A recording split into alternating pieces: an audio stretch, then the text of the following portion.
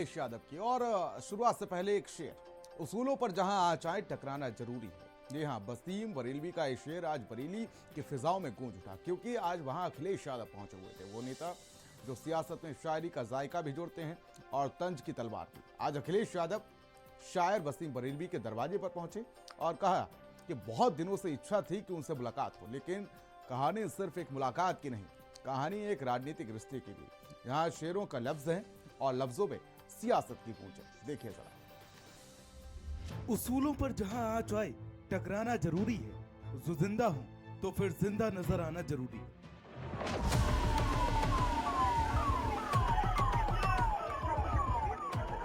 ये शेर सिर्फ एक फिक्र नहीं, एक फलक है। जहां आज अखिलेश यादव खड़े हैं, वो सियासत में उसी अंदाज से टकरा रहे हैं जिस अंदाज से वसीम बरेलवी कलम उठाया करते थे।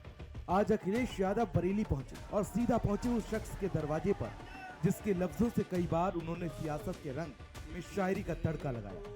इस दौरान उन्होंने कहा कि बहुत दिनों से इच्छा थी कि वसीम बरेलवी साहब के भी घर पर हो लूं।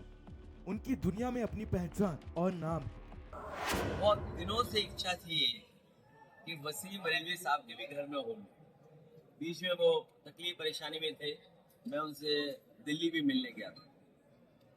हाँ, न केवल बरेली बल्कि वसीम बरेलवी साहब का दुनिया में एक अपनी पहचान है, अपना नाम है। उनका जो हुनर है वो अपने तरह का है। अखिलेश यादव की जुबान से ये मोहब्बत साफ झलकती है। वो वसीम बरेलवी के सिर्फ फैन नहीं, बल्कि उनके अल्फाजों के राजनीतिक इस्तेमाल के उस्ताद भी हैं। यही वजह है कि अखिलेश यादव कई बार वसीम बरेलवी के शेर और शायरी का जिक्र राजधानी लखनऊ की विधानसभा से लेकर दिल्ली की संसद तक उन्होंने पढ़े। संसद से लेकर विधानसभा तक उन्होंने कई बार बरेलवी साहब के शेर पढ़े और सत्ताधारी दल पर सीधा वार किया। मैं जब सुनता हूँ सत्तापक्ष लोगों को तो मुझे वो लाइनें याद आ जाती कि वो झूठ बोल रहा था, बड़े सलीके से मैं एतवार न करता तो और क्या करता। ये भाषण संसद में अखिलेश यादव के थे कि वो झूठ बोल रहा था बड़े सलीके से, मैं एतवार न करता तो और क्या करता। शेर वसीम बरेलवी का। लेकिन आज भी विपक्षी सियासत में अखिलेश यादव की आवाज से गूंजता है और यही वजह है कि लोगों ने उनके लिए भी लिखा, खुदा करे कि सलामत रहे तेरी हिम्मत, ये एक चिराग कई आंधियों पे भारी है।